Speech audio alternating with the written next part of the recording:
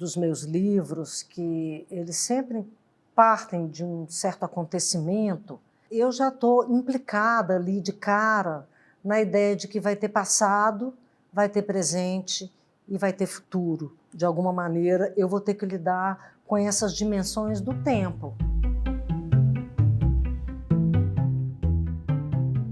Em cada livro, isso veio de uma maneira diferente. Tudo é Rio foi meu livro mais orgânico. Eu fui sentindo isso, como eu disse, o livro foi escrito na ordem que o leitor lê. Então, eu era muito inexperiente como escritora, assim, não tinha uma racionalização ou uma formalização, né, um preparo muito grande. Eu escrevi intuitivamente. O que acontecia? Quando eu esgotava um tempo, que fosse o tempo presente, quando eu já tinha dito tudo que eu precisava dizer, eu sentia necessidade de pegar um outro fio condutor.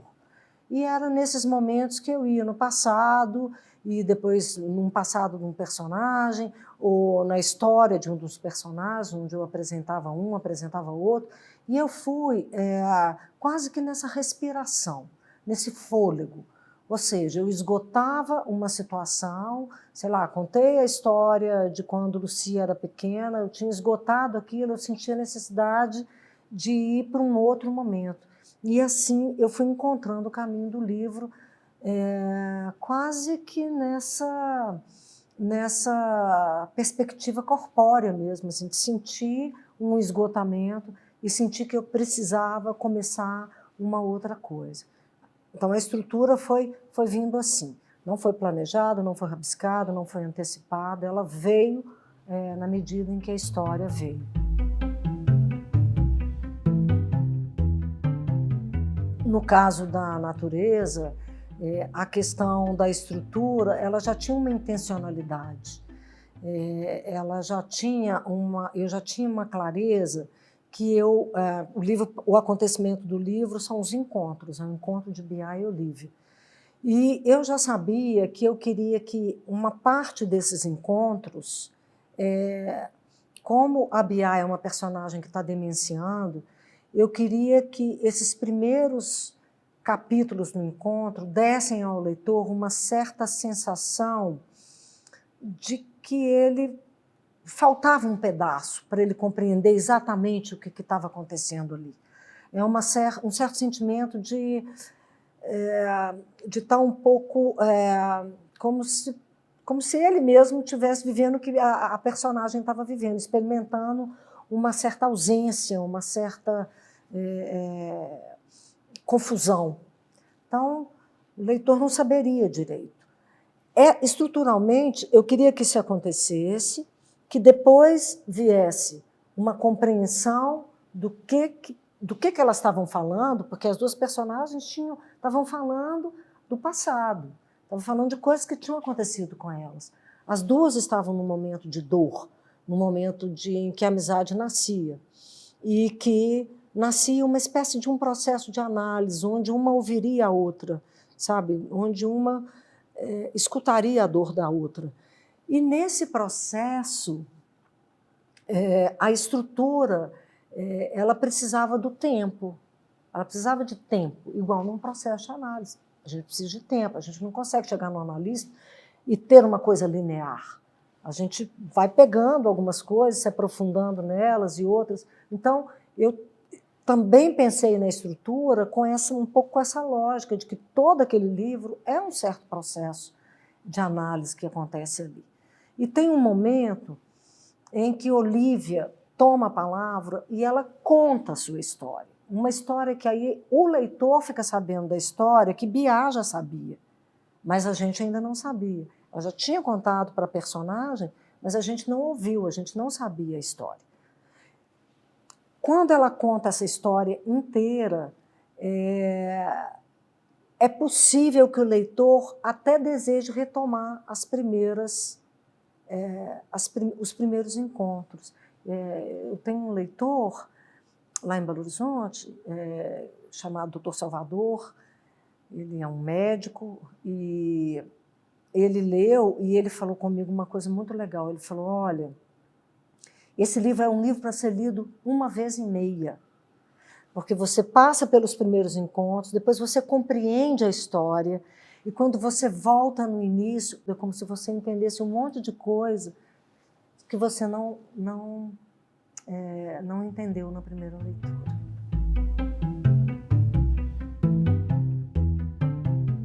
Como que eu organizo essa estrutura? É um pouco experimentação também, não é também uma decisão que eu tomo a priori, mas é um jeito de contar que eu vou compreendendo na medida em que eu escrevo. Quando essas estruturas, quando esses eixos narrativos se relacionam, ou seja, o que acontece em um tem impacto no outro, eu preciso, muitas vezes, fazer uma arquitetura posterior. E nem sempre eu pego um eixo e escrevo ele todo. Às vezes, eu avanço um pouco num, e aí eu tenho que parar aquele para avançar um pouco no outro. E, às vezes, também, eu preciso isolar. Eu sinto que eu preciso até tirar daquele documento central e isolar um determinado eixo. Em véspera eu fiz isso. Véspera a gente tem dois tempos narrativos, né? A gente tem um tempo progressivo, o acontecimento de uma mãe que abandona um filho. Isso acontece bem no início do livro. Um dos eixos vai ser esse dia. Então, eu vou dali do acontecimento para frente. O segundo eixo de véspera é o que veio antes do acontecimento, as vésperas desse acontecimento, que começa distante, né? E a numeração vai sendo uma numeração decrescente, né? Então, eu vou vindo de um capítulo, sei lá, 18 para o capítulo 1, né? E esses eixos, eles se cruzam. Como que eu escrevi isso? Eu entendi que seria assim, ou seja, um eixo seria sobre o dia do acontecimento, o que acontece depois do acontecimento. O outro seria o que vem antes do acontecimento. Quando eu entendi isso, eu escrevia um, depois, como um eixo tem impacto no outro, porque o eixo do acontecimento, que é o eixo do presente e do futuro, ele muitas vezes reverbera o passado. E se eu não tivesse escrito o passado, eu ia reverberar o quê? Né? Ao mesmo tempo, às vezes, na hora que eu estava escrevendo o presente, ela tinha uma memória, ou uma lembrança, ou um sentimento, que necessariamente precisava evocar uma coisa que estava no passado. Então, me obrigava, às vezes era o presente que determinava o que eu teria que escrever no passado. Então, quando os eixos se relacionam, no meu caso, eu precisei escrever puxava um, aí fazia o outro, naquilo que essa caminhada de um eixo exigia que precisasse existir no outro eixo. Então, esse foi o meu processo, depois que eu compreendi a estrutura. Agora, eu estou vivendo, por exemplo, um desafio estrutural nesse livro novo que eu estou fazendo, porque talvez ele tenha sido o livro com a escrita menos linear que eu fiz. É um livro que mexe muito com o tempo, né? Ele é um livro que tem uma situação, um dos eixos é uma espera, é uma mãe esperando o retorno de um filho. E eu custei a compreender como eu organizaria essa história, mesmo já tendo muito dessa história escrita. Então, isso foi interessante porque, em alguns momentos, na hora que eu compreendi o eixo, eu tive que reescrever algumas coisas que eu já tinha escrito. Por exemplo, eu fiz um eixo em que é uma conversa da mãe e da filha. Tem sempre um narrador, como eu disse, é uma radicalização da questão lá de Tudo a Rio, onde o narrador tem uma membrana fina, né, em relação ao que ele está narrando, aos personagens que ele está narrando. Então, uma coisa passa para outra, o narrador passa para o personagem passa para o narrador. Tem um momento que eu chamei de conversa infinita, que é uma conversa da mãe com a filha. Então, quando eu compreendi que ia acontecer esse eixo, muitas dessas coisas já estavam escritas, mas não como uma conversa entre a mãe e a filha, como acontecimentos que estavam ali. E não era uma contando para a outra, parte de uma conversa. Então, eu tive que mudar o jeito que eu estava contando, ou seja, o enredo estava decidido, o narrador estava decidido, mas o eixo me obrigou a repensar como que eu ia, a partir do meu desejo, que aquilo que estava sendo contado fosse organizado dentro daquela estrutura de uma conversa, modificou, me fez retrabalhar uma parte do livro que eu considerava que já estava resolvida, que já estava pronta. Quando a gente pensa em começar um livro, a gente começa por onde a gente quiser, a escrever. Isso não significa que no final, aquele começo por onde a gente começou a escrever, seja o melhor começo para a gente deixar no livro. Então, assim, isso é importante. Você pode começar um livro de qualquer lugar, né? Eu tenho um caso interessante sobre isso em relação a Tudo é Rio. Tudo é Rio eu comecei pela história das Marias. Era outra história. Era outra história, eu tinha em mente uma outra coisa. Quando eu me afastei um pouco e comecei a história de Lucy, que eu escrevi A Cena Brutal e que eu me paralisei por 14 anos, eu vivi a seguinte situação em relação ao começo. Quando eu voltei ao livro, depois de estar paralisada, eu falei, eu vou voltar onde me paralisou. Eu eliminei tudo que veio antes e comecei exatamente da parte da Lucy. O livro começa com a palavra puta. Ele começa com a palavra puta, que é uma palavra assim, né, forte, puta, ponto, uma palavra forte para começar um livro, mas eu acho que ele começa o livro justamente porque não foi assim que o livro começou, na escrita. Hoje ele começa assim, mas eu não comecei aí nesse lugar. Eu escolhi essa intensidade para começar o livro, porque foi nessa intensidade que o livro começou uma outra história dentro de mim. E é por isso que eu levei isso para o começo do livro.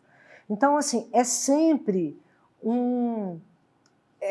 estar com todos os sentidos abertos para repensar. Enquanto o livro não está pronto, ele está sendo feito. E a gente tem liberdade para fazer o que a gente achar que deve fazer. As decisões, assim, eu faço capítulos pequenos, normalmente, nos meus livros, né? Elas não são decisões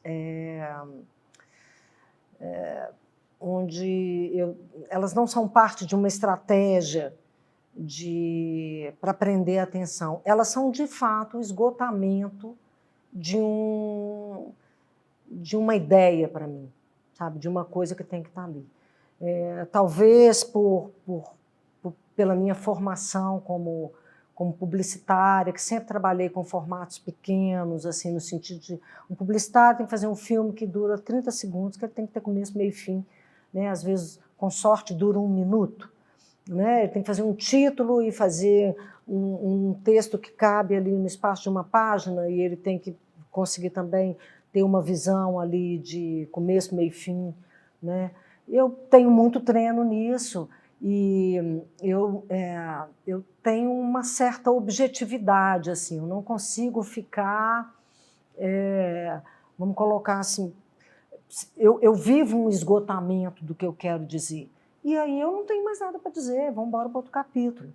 Né? Eu não fico... não é parte de uma estratégia, é parte de uma respiração que é muito minha. Assim, talvez por esse motivo, assim, né? Assim, eu disse o que eu tinha que dizer e eu sinto necessidade de abrir um novo capítulo, né? Talvez para zerar a energia e a respiração e começar uma outra... começar a mover um pouquinho a história ali de uma outra maneira. Tem sido isso, assim. Mas nunca foi uma estratégia. Nossa, vou fazer capítulos pequenos porque o leitor prefere. Eu não penso no leitor quando eu estou escrevendo. Eu acho que assim, o processo criativo, ele não, na minha visão, ele bom, na minha experiência, pelo menos no meu interesse, a gente precisa deixar o leitor do lado de fora. É uma estratégia minha, de meu interesse, para que eu esteja na história, para que eu esteja achando interessante aquilo que eu estou escrevendo, eu tenho que respeitar essa movimentação, essa respiração da maneira como eu abordo a história, da maneira como eu vou contar uma história.